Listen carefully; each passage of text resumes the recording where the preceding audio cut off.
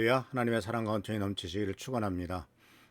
오늘 3월 21일 월요일 날 아침입니다. 코로나 바이러스가 몹시 기승을 부리고 있습니다. 속히 잠잠해지도록 기도하고 또 코로나 바이러스로 걸리신 분들은 적게 치유되도록 회복되도록 기도하겠습니다. 또 서로를 위해서 기도하고 하나님의 도우심을 간구하는 우리 귀한 성도들 되시기를 축원합니다. 이번 주에는 영적 성장에 대해서 계속 말씀을 드리고 있는데 은혜 안에서 성장하라 라고 하는 주님의 말씀을 같이 묵상해 보려고 합니다. 베드로후서 3장 18절 말씀에서 사도 베드로는 성도들에게 이렇게 말합니다. 오직 우리 구주 예수 그리스도를 아는 지식과 그의 은혜 가운데 자라나기를 빕니다. 이제부터 영원까지 주님께 영광이 있기를 빕니다. 아멘. 그리스도를 아는 지식과 그의 은혜 가운데서 자라나기를 빈다. 이렇게 말씀하고 있는데 사실 예수를 믿고 하나님의 자녀가 되고 난 다음에 이제 영적인 성장이 시작되는 거죠. 그리고 나서 이제 계속 자라야 되는데 참 자라지 않는 경우도 없지 않아 보게 되고 또 한 3년 믿음 안에서 잘 자라다가도 여러 가지 세상적인 유혹과 세상적인 어려운 문제가 닥치면은 믿음을 버리거나 또는 성장이 멈추게 되고 또는 퇴보하게 되는 이런 경우들을 발견하게 됩니다. 이제 이런 모습들 속에서 이제 안타까운 모습들을 발견하게 되는데 그렇다면 영적 성장이 왜 잘 이루어지지 않을까 하는 것에 대해서 이제 이유를 한번 생각해 본다면 가장 중요한 것은 바로 뭐냐면 내가 영적으로 성장을 해야 된다라고 하는 그 성장의 필요성 내지는 당위성을 잘 모른다는 것이죠. 어린아이를 낳습니다. 부모가. 근데 어린아이가 자라지 않으면 어떻게 될까요? 굉장히 고통스럽겠죠. 걱정스럽겠죠. 그러면서 왜 애가 안 자랄까 하면서 아마 애가 무슨 문제가 있나 하면서 병원 쫓아다니고 아마 얘가 잘 자랄 수 있도록 별일을 다 할 겁니다. 근데 이 성장한다는 데 있어서는 육체만의 문제가 아니죠. 물론 이제 육신적으로 먼저 자라야죠. 점점점 몸무게가 커지고 이렇게 정말 누워 있다가 뒤집다가 그다음 기다가 걷다가 이렇게 점점점 성장해야 되지 않겠습니까? 근데 이것은 육체적인 성장에 대한 것이지만 그뿐만 아니라 이제 말도 해야 되겠죠. 그다음에 좀 말을 하고 난 다음에는 그다음에 이제 나이가 들면은 조금씩 커가면서 공부도 해야 되고 책도 읽어야 되고 글자도 알아야 되고 이렇게 모든 것이 다 성장해야 되는 것 아니겠습니까? 근데 영적으로도 마찬가지예요. 이제 영적으로 태어났으면 이제 갓난아이입니다. 어린아이입니다. 이제 자라야 돼요. 성장을 해야 돼요. 성장해야 되는데 이 성장하기 위해서는 바로 뭐가 필요하냐면은 절대적인 하나님의 양분이 필요하죠. 어린아이가 바로 신령한 젖을 사모하라. 어린아이가 엄마의 젖을 그리고 또한 우유를 먹을 것을 정말 간절히 원하죠. 배고프면 뭐 울고 보채고 난리가 나지 않습니까? 그런데 영적으로도 마찬가지예요. 영적인 신앙 성장이 이루어져야 되는데 그 배고픔을 느껴야 되는데 배고픔을 느끼지 못하는 것이 문제가 있죠. 그래서 은혜 안에 자란다는 것, 은혜 안에서 성장해야 된다는 것을 잘 모르고 또 그것을 경험해 보지 못했기 때문에 문제가 됩니다. 근데 사실 교회를 다니고 이제 신앙생활을 하다 보면은 3년, 5년 이렇게 꾸준히 교회를 다니다 보면은 물론 기본적으로 체계적으로 성경 공부를 해가지고 말씀의 지식과 신앙의 기초 이런 것들을 차근차근 쌓아가는 경우도 있습니다만은 그렇지 않고 그냥 주일날 예배만 참석한다면 그냥 주일날 듣는 예배 설교 말씀 중심으로 해서 그저 조금씩 마치 귀동냥을 해서 지식이 자라듯이 자라긴 하는데 한 3년에서 5년 계속 다니다 보면 어느 정도 말씀에 대한 틀이 세워지죠. 그것까지는 많이 부족합니다. 그리고 그런 말씀 정도 갖고는 사실은 성장할 수가 없어요. 근데 이렇게 하다 보면은 이제 그 은혜 중심으로 내게 하다 보니까 또 어떤 문제가 생기게 되냐면은 이 두 가지 길이 잘못된 길로 나가기 쉬운데 하나는 바로 뭐냐면 율법주의라는 것하고요. 또 하나는 율법 폐기주의라는 겁니다. 특히 이제 율법주의는 이 세상의 방법을 따라가는 거죠. 이 율법주의라고 하는 것은 바로 세속적인 가치관에 따라서 내가 열심히 일을 하면 그 대가로서 무엇을 받는다라고 하는 인과응보의 법칙에 몰입되는 경우를 율법주의라고 말합니다. 그러니까 내가 수고하고 노력한 대가만큼 하나님이 축복해 주실 것이다라고 생각을 하는 거죠.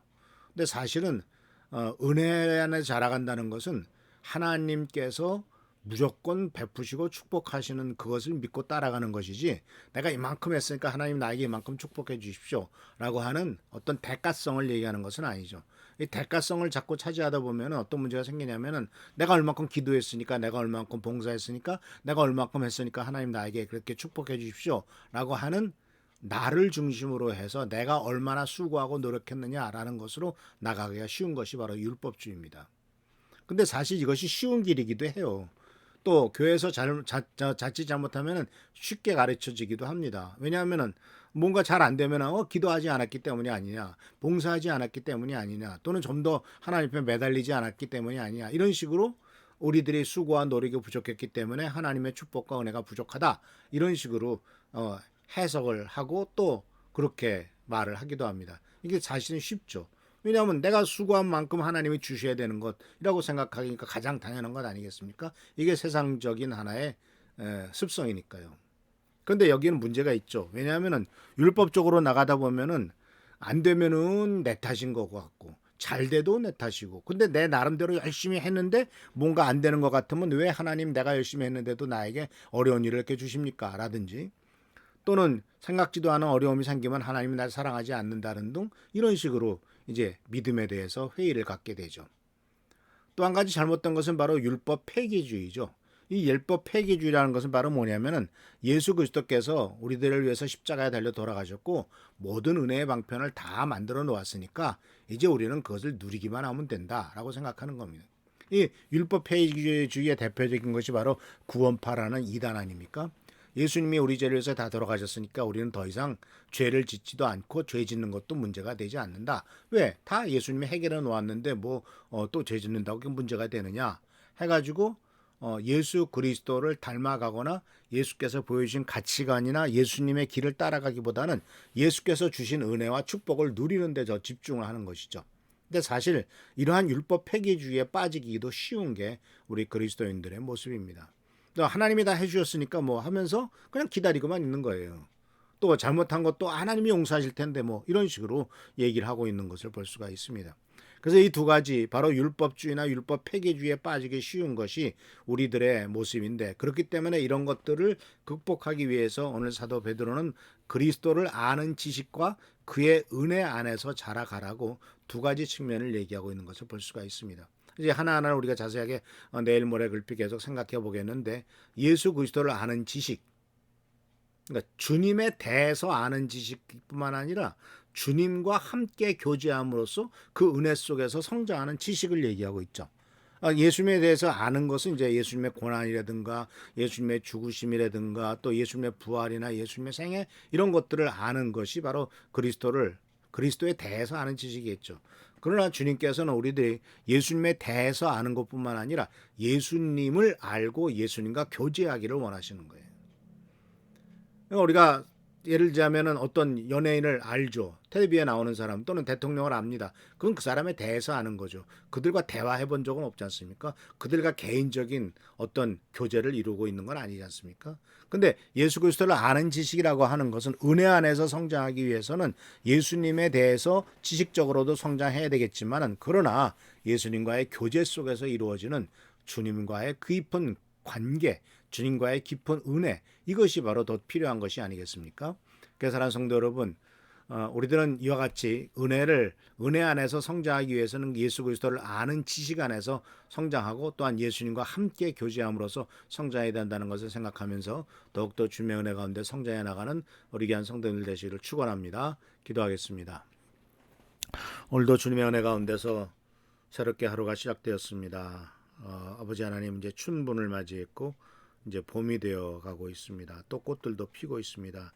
주님께서 이와 같이 계절을 따라, 정말 절기를 따라 한치의 착오도 없이 새로운 계절을 주시고 봄이 되게 하신 것을 감사드립니다.